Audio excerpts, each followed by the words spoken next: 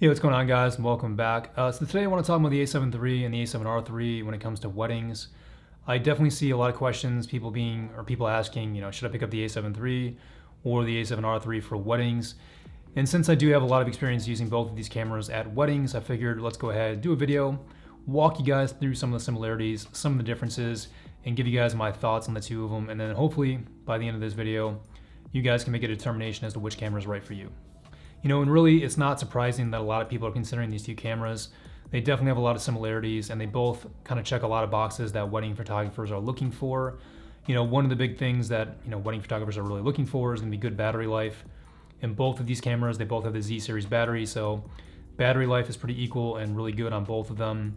Another big feature that a lot of wedding photographers are looking for is going to be two memory card slots. Again, both the A7 III and the A7R III, they both check that box. And on top of that, they both have a ton of other similarities. From an external standpoint, they've got the same grip, the same buttons. They both have in-body image stabilization. They both do 4K 30, 1080, 120. And the list goes on. I'm sure there's a ton of other things I could talk about as well. But, just in general, they're very similar cameras. So again, it's not surprising that people are considering each of them for weddings, especially now that in early 2020 and now that the A7R Mark IV is out and the A7R III has took a pretty substantial price cut. Now the A7 III and the A7R III, they're really both pretty similarly priced. So again, it makes a lot of sense that people are really looking at these two cameras, comparing them for weddings. Okay, but rather than focus on the similarities between the two cameras, what we're going to do in this video is really focus on their key differences when it comes to wedding photography, because that's really what's going to differentiate the two of them and drive people one way or the other in terms of making a purchase. So let's go ahead and jump into some of the key differences. All right, so one of the first key differences between the A7R III and the A7 III is going to come down to sensor size, kind of an obvious one. The A7R III's got 42 megapixels, the A7 III is at 24. And from a wedding photography standpoint, there's definitely some benefits either way. If you were to go with the A7R III, the higher resolution sensor, you're going to get more ability to do things like crop in on your images after the fact. And at weddings, things definitely happen pretty quickly. They can happen without really much warning. So you don't always get time to frame your images perfectly or to compose them just the way you would want to, or to be able to move in as closely to your subject as you might want to. So the A7R III files, you're gonna get more ability after the fact to crop in a little bit tighter or to change up your overall composition in post. So that's definitely one big benefit there. Another benefit when it comes to the higher resolution images is going to come down to printing. You're definitely going to be able to print larger images with the A7R III and still have them look really, really good. Now, a lot of people do things like IPS or in-person sales where they, sell prints, they sell canvases to hang up in their clients' homes. And with the A7R III, you're definitely going to be able to print a little bit larger, have those images still look really good. You'll be able to sell them for more money, so that could potentially be a benefit for you if that's a part of your business structure and the way you do your sales. So that's definitely something to think about as well. Now, there are definitely some downsides to the bigger file size, and one big obvious one is going to be that you're going to churn through memory and storage space a lot quicker. You're going to be replacing hard drives a little bit quicker. Granted, that being said, memory card space, hard drive space is pretty cheap these days, but if that's a concern to you, and if you're really looking to minimize how many hard drives you have to buy and how quickly you fill them up, the A7 III might be a better bet for you then in that particular case. Another downside to the larger file sizes is going to come down to workflow. If you've got an older computer or a computer that's maybe not too spec'd out, you may see a decreased performance on your computer, which might slow down your workflow process. In terms of going through and culling and editing your images, it might just make that whole process a little bit slower. Now, if you've got a fairly new computer with good specs, you probably won't see a big difference. I know with me and my computer, the difference between the A7R III and the A7 III isn't really a noticeable difference. It doesn't really slow me down too much in that regards.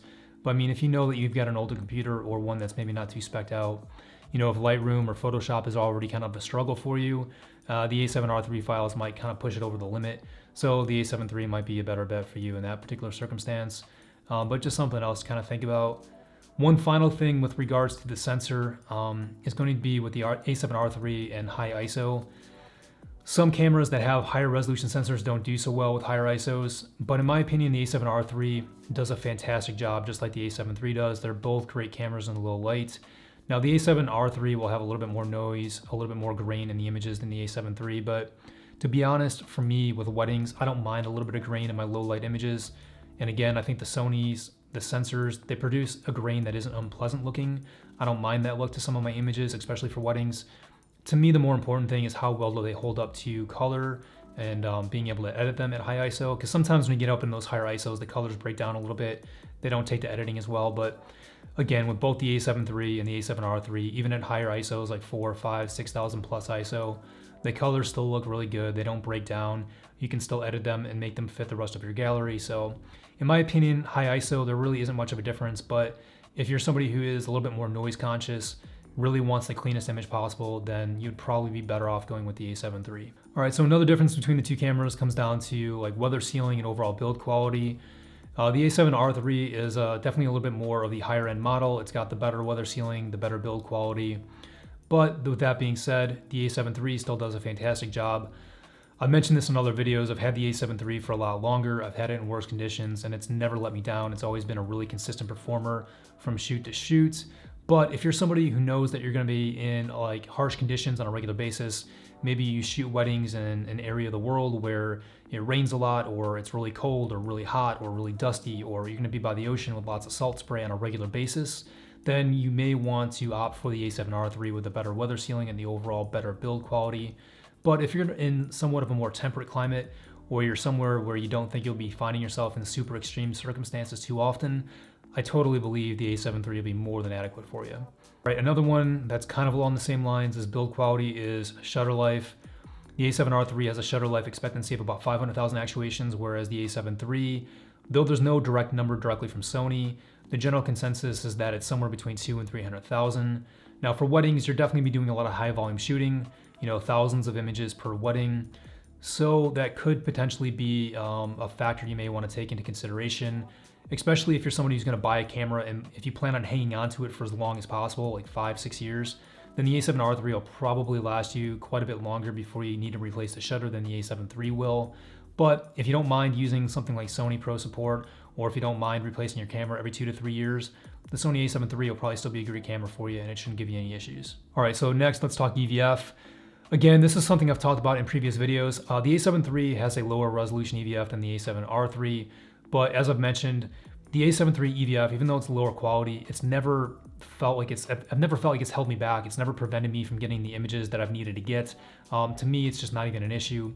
But if you prefer a higher resolution EVF, maybe you're coming from another brand like Canon or Nikon or Fuji or somebody else who has a higher resolution EVF, then maybe the A7R III might be your preferred camera, but take that into consideration. But again, I don't think the A7 III will ever hold you back or prevent you from getting the images you need to get, but just think about it from your own standpoint, what's important to you. All right, so one more big key difference between the two of them, and it's really a big one, is going to be autofocus. Now, in my opinion, the A7 III has a better autofocusing system than the A7R III. Now, I'm sure there's gonna be people who argue with me down in the comments about this. I know I see people all the time who claim that the A7R III is every bit as good as the A7 III. And in most circumstances, I would say that's true. If you've got really good light, if it's a well-lit situation, the A7R III is going to do a fantastic job. And it is a great camera for autofocus. It really is. It does a great job. But where the two of them really separate themselves is when it comes down to low light autofocus. And with weddings, you're definitely doing some shooting in low light, whether it's at wedding receptions or nighttime portraits or a dark hotel room or a dark getting ready room or whatever it may be. You're gonna find yourself in those situations from time to time, or really pretty much every wedding. So having a camera that's really good in low light is definitely important. And I will say that the A7R III does do a good job in low light. It's just that it doesn't perform as consistently as the A7 III. I find that the A7 III never really hunts in low light.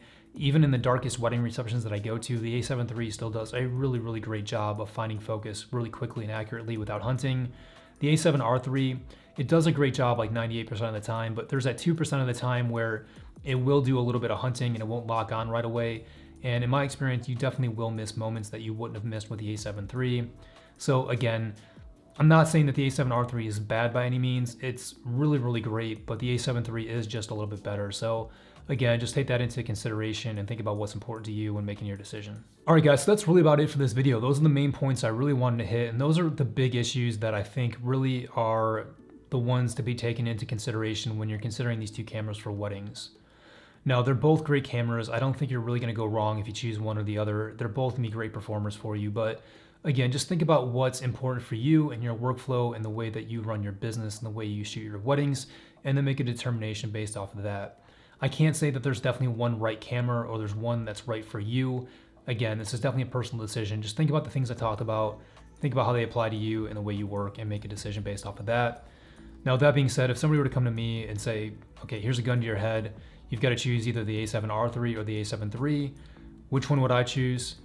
For me personally, I would go with the A7III, only because for me, and this is just for me, but having that low light or really just the autofocus performance of the A7III is more important to me than having the extra resolution from the A7R III.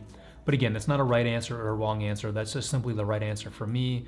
That doesn't necessarily mean it's the right answer for you. So again, take what I said into consideration and go based off of that. All right, guys, so anyways, that's gonna be it for this video. Hopefully you found this information useful. Hopefully you guys can go out and make a purchase that's going to suit you and your business and the way you shoot that's best for you. If you guys found the video useful, if you liked it, if you found it at least a little bit interesting, whatever, go ahead and hit that thumbs up button. It would mean a lot to me. If you want to see more videos like this, I definitely have more planned coming up here pretty soon. I'm also definitely planning on doing some more behind the scenes stuff, so that should be coming out here pretty soon as well. If you want to see that, definitely subscribe. Questions, comments, whatever you guys have, leave them down below. If you shoot with either of these cameras and you've got some tips, some suggestions as far as what people should maybe look for when picking up one or the other, leave those down below, help people out. Other than that, guys, that's gonna be it for this video. Hopefully you guys enjoyed it. Until next time, take care, stay safe, keep shooting. Catch you in the next one. Peace.